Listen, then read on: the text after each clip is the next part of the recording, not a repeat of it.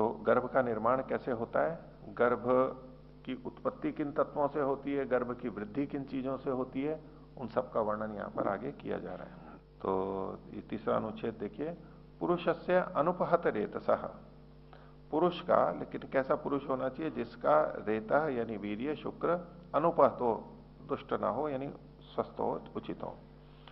स्त्रियाश्च अप्रदुष्ट योनि शोणित गर्भाशयाया, और स्त्री से, और स्त्री जैसी हो जिसकी योनि प्रदेश यानी तो गर्भ का मार्ग ये सारा, शोणित यानी तो बीज और गर्भाशय, ये सारी चीजें, पूरा प्रजनन तंत्र जो है जब अप्रदुष्ट होता है, दुष्ट नहीं होता है यानी स्वस्थ होता है, तो यदा भवती संसर्ग ऋतु काले, और जब इनका संसर्ग स्त्री पुरुष का ऋतु के काल में होता है, तदा यदा च अनयोस तथा युक्ते संसर्गे, और जब इनमें इस प्रकार का उचित संसर्ग होता है, तो शुक्र शोणित संसर्गम अंतर्गर्भाशय गतम, तो गर्भाशय के अंदर जब शुक्र शोणित का संसर्ग होता है, मिलते हैं, तो जीवो अवक्रामती, तो जीव वहां पर आ जाता है।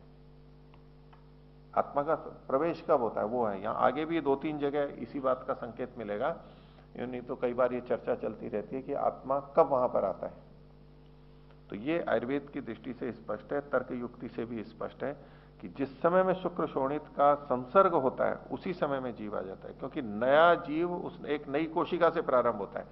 एक कोशिका जिस समय बनी वही उसका सबसे छोटा रूप है, एक इकाई है, वहां से एक नया तत्व हो गया, एक नया शरीर हो गया, वो मां के शरीर से भिन्न चीज हो जाएगी, अब इसका नया स्वतंत्र विकास होता रहेगा। तो तब जीवो अवक्रामति, सत्व संप्रयोगा तदा गर्भो अभिनिर्वर्तते, और सत्व का संप्रयोग होने से मन भी साथ में रहता है और फिर गर्भ वहां पर उत्पन्न होता है, बनता है। कुछ इसमें यह निर्णय करते हैं कि आत्मा कब आता है, तो कहे कि जी आत्मा के लक्षण जब मिलने लगे तब आत्मा को मान लें। तब से आत्मा के लक्षण क्या है कि सुख दुख इच्छा द्वेष प्रयत्न और ज्ञान, इनसे आत्मा के अस्तित्व का अनुमान होता है।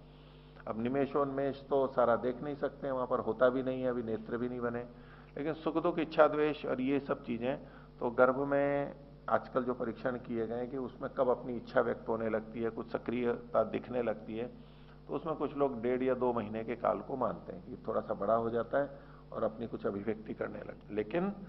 उससे पहले भी वहां चेतना है। ये आवश्यक नहीं होता है कि सुख दुख का हम अनुभव करें ही, यंत्रों से देख ही पाए, लेकिन उसका अस्तित्व वहां पर पहले से मानना चाहिए, आयुर्वेद से भी सम्मत है, पुष्ट है।